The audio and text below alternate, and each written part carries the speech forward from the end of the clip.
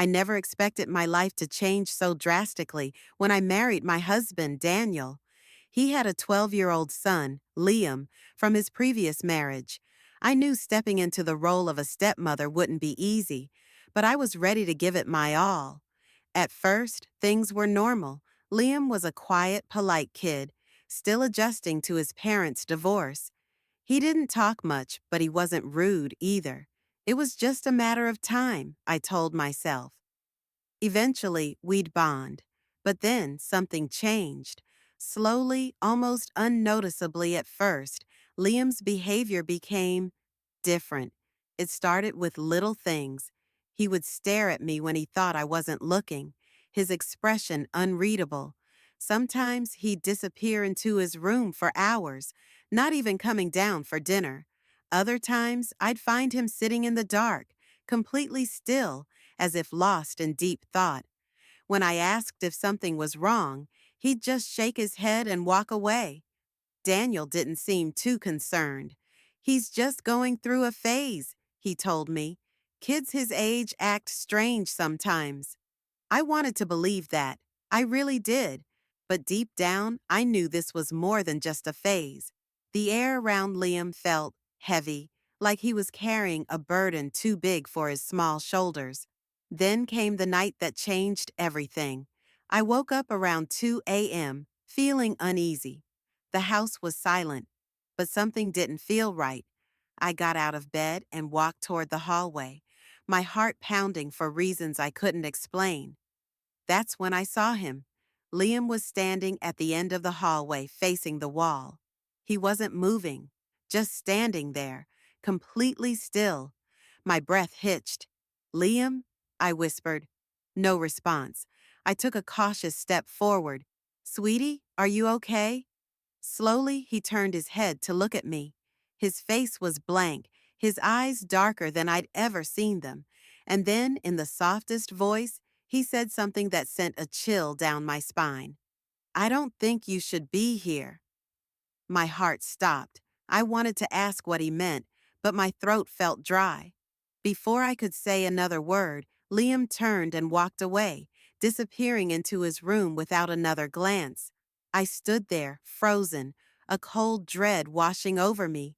What did he mean? And more importantly, what was happening to my stepson? I barely slept that night. Liam's words echoed in my mind, over and over. "I don't think you should be here." What did that mean? Was he just talking in his sleep? Was he mad at me? Or was there something else? The next morning, I watched him closely. At breakfast, he sat across from me, quietly eating his cereal like nothing had happened. His eyes were back to normal, his expression calm. If I hadn't seen him standing in the hallway last night, I would have thought I imagined the whole thing. "Liam," I said gently, trying to keep my voice casual, "did you sleep okay?" He barely looked up. "Yeah." I hesitated. You, you came out into the hallway last night." His spoon stopped midair, but he didn't lift his gaze. "I don't remember." A chill ran through me. He sounded honest, but something about the way he said it made my stomach twist. I glanced at Daniel, hoping he'd say something, but he was busy scrolling through his phone, oblivious. For the next few days, I tried to brush it off. Maybe I was overthinking. Maybe it was just sleepwalking. But then little things started happening. One evening, I walked into the kitchen and found Liam standing in front of the sink, staring down at a glass of water. He didn't move, didn't blink. It was like he was frozen in time. "Liam?" I said softly. He lifted his head, blinking as if waking up from a trance. Then, without a word, he turned and walked out of the kitchen. Another time, I found his bedroom door slightly open. I peeked inside, expecting to see him playing on his tablet or reading. Instead, he was sitting on his bed, knees pulled up to his chest, whispering something under his breath. I stepped in. "Liam, who are you talking to?" He didn't answer right away. Then, so quietly I almost didn't hear it, he muttered, "No one." I felt my chest tighten. Something was wrong. I knew it. Then, one night, I woke up to the sound of footsteps, soft, slow, right outside my bedroom door. My heart pounded as I reached for my phone, but before I could turn on the flashlight, I heard it, a whisper, right outside the door. She doesn't belong here. I bolted upright, my breath caught in my throat. My hands shook as I reached for the doorknob. But when I opened the door, no one was there. I stood in the hallway, my pulse racing.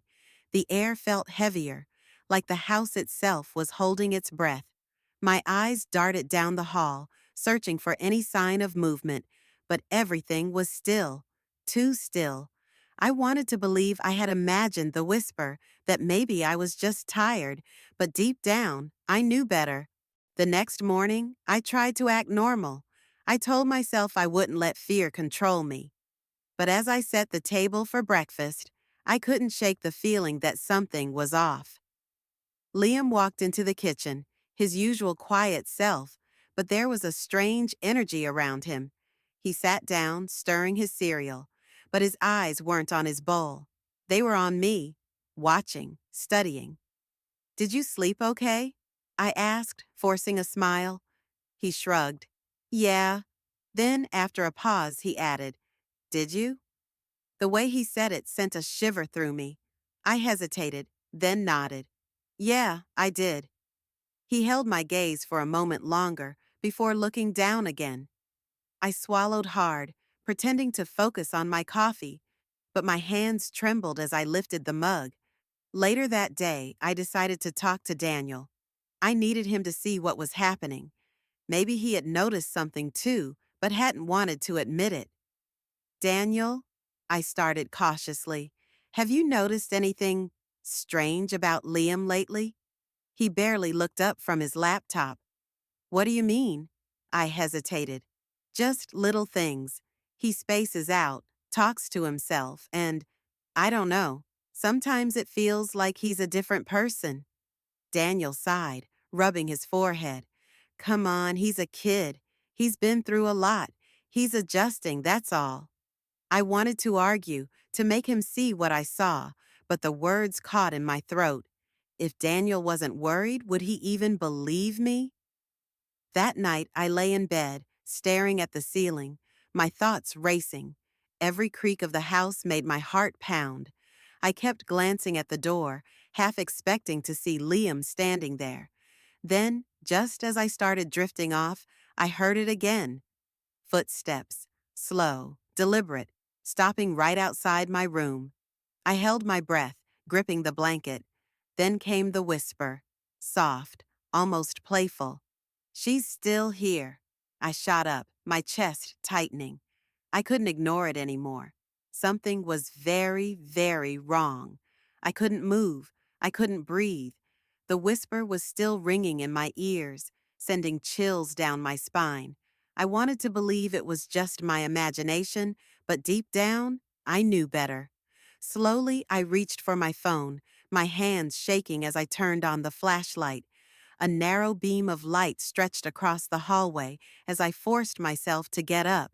My feet felt heavy as I walked toward the door, every step filled with dread. I took a deep breath and pulled the door open. Nothing. The hallway was empty, just like before, but this time something felt different. The air was thick, almost suffocating. I glanced toward Liam's room. His door was open just a crack. I swallowed hard and stepped forward. My heartbeat pounded in my ears as I reached out and pushed his door open. Liam was standing by the window, completely still. His back was to me, his hands at his sides. The dim glow of the streetlight cast long shadows across his room. "Liam?" My voice barely came out. He didn't respond. I stepped closer. "Sweetie, are you okay?" Slowly, he turned his head.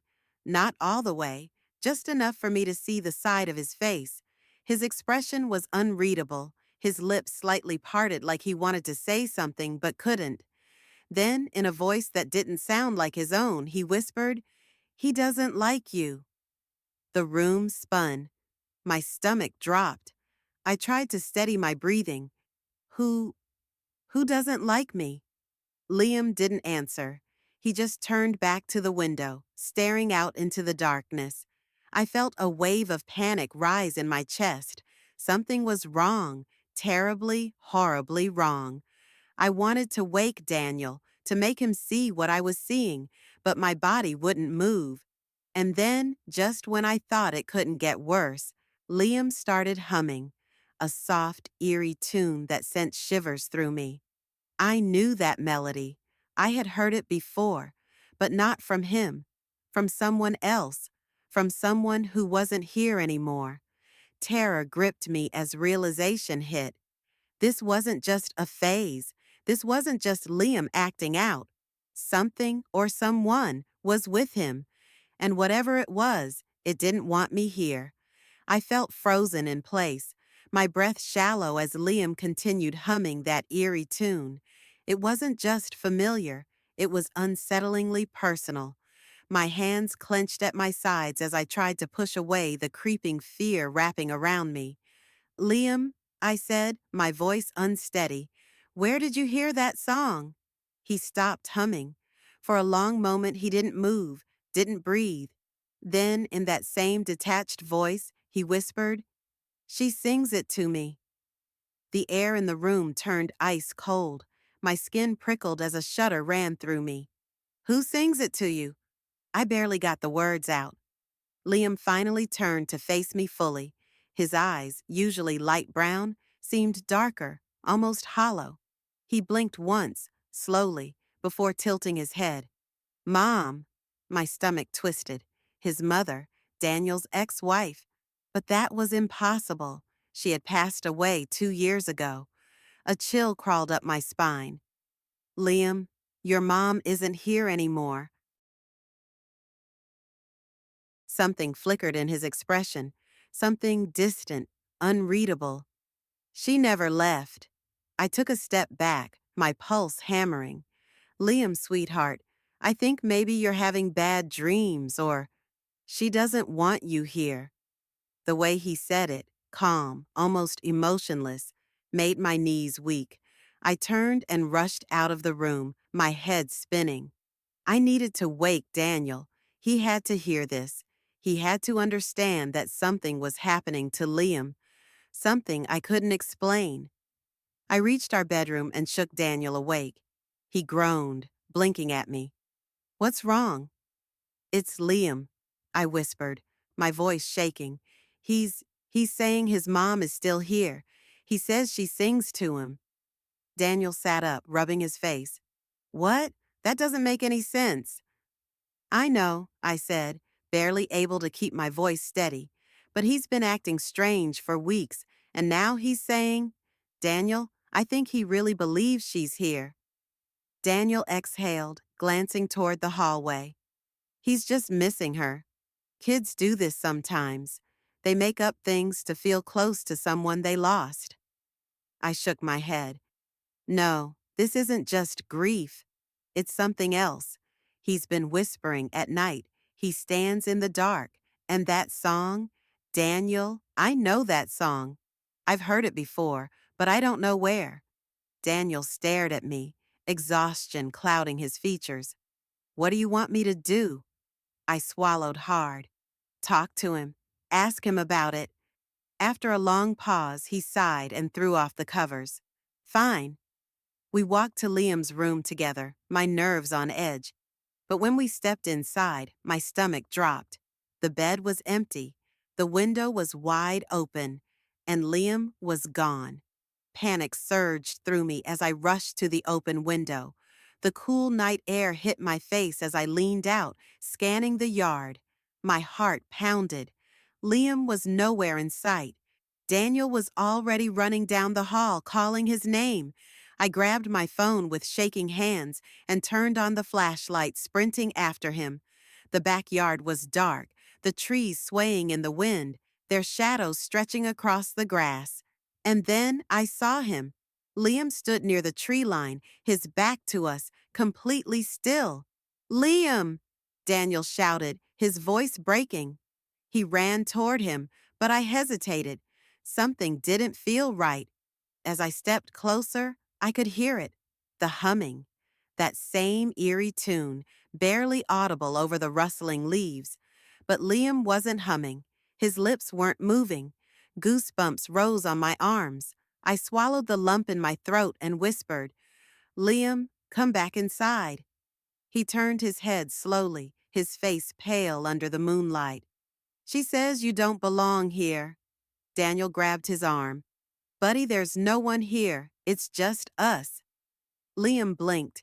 His expression shifted, like something inside him had snapped back into place.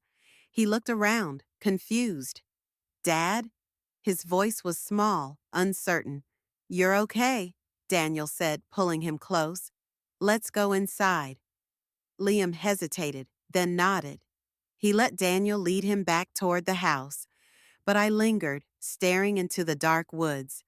My skin prickled. I didn't see anything, but I felt it. A presence, a weight in the air that didn't lift until I turned away. That night, I sat beside Liam's bed, watching over him as he slept. His breathing was steady, his face peaceful, as if nothing had happened. I wanted to believe it was over, that maybe this was just grief manifesting in ways we didn't understand. But deep down, I wasn't sure. The next morning, Liam didn't remember going outside. He didn't remember the humming or the whispers. When I asked him about the song, he just shook his head. "I don't know that song." A chill ran through me. I didn't press him. Maybe it was better that way. Days passed, then weeks. Liam slowly returned to himself, laughing more, playing like a normal kid. Whatever had happened that night, it didn't come back. But sometimes, late at night, when the house was quiet, I'd wake up to the faintest sound, just a hum drifting through the walls, and I never dared to follow it.